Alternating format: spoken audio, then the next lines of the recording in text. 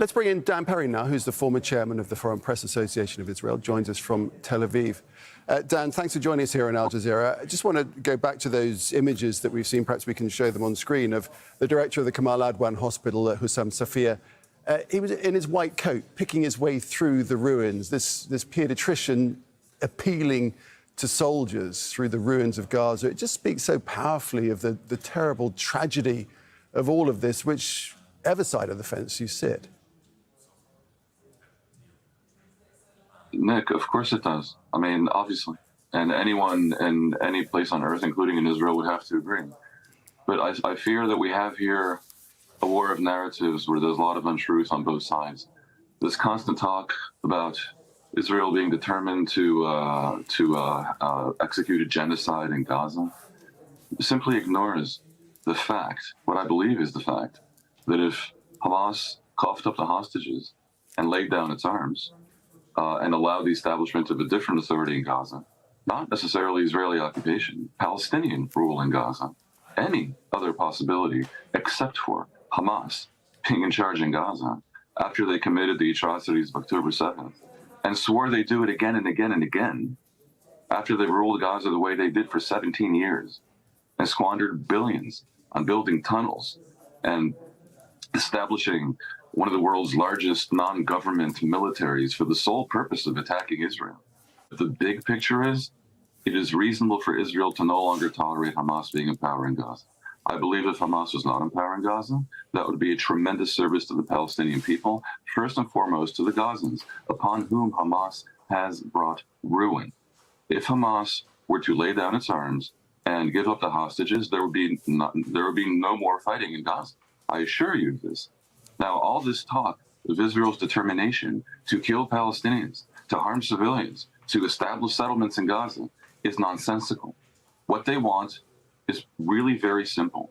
They want their hostages back and Hamas gone, period. What about those who say this is part of this attack on hospitals is part of a concerted policy of destroying Gaza's health system?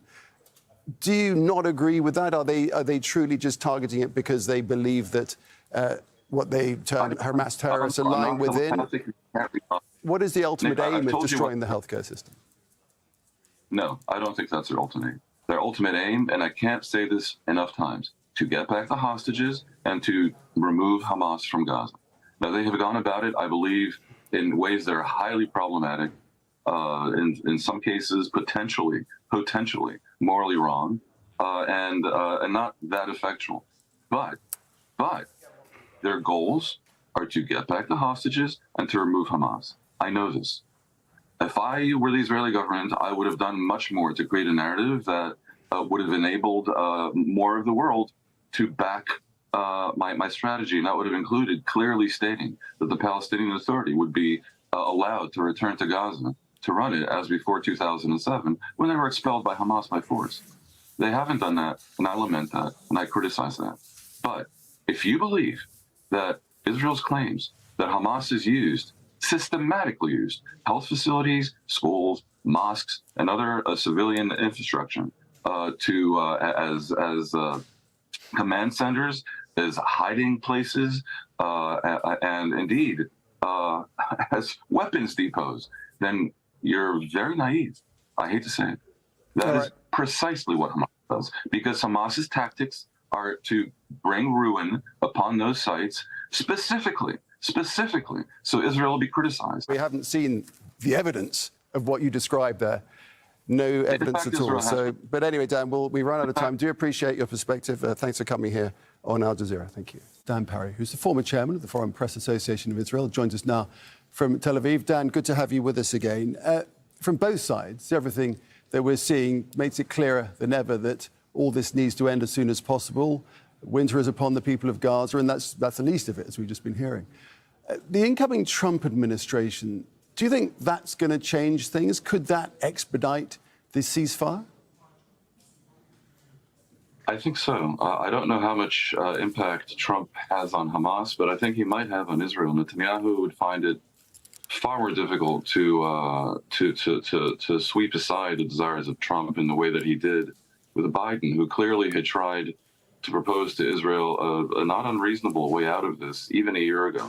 It would have involved some compromises that would have made things politically difficult for Netanyahu, including a return of the Palestinian Authority to Gaza, including beginning a process on Palestinian independence.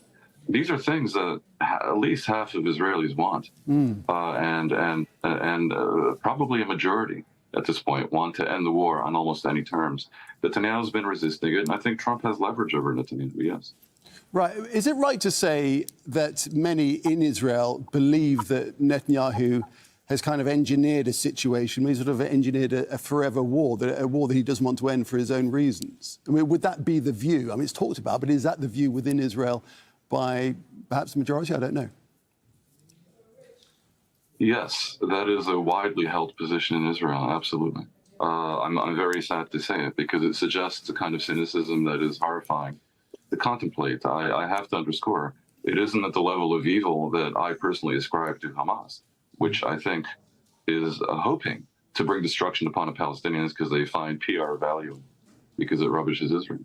But yeah, a significant proportion of Israelis believe that Netanyahu calculated on October 7th that the debacle that he oversaw was so profound and spectacular that he can't win that fight. And the logical edifice that he engineered was that we have to go to war. And most Israelis believe that. They believed that Hamas had declared a war to the finish upon them. And we can't do the political accounting until the war is over. That obviously incentivizes a forever war.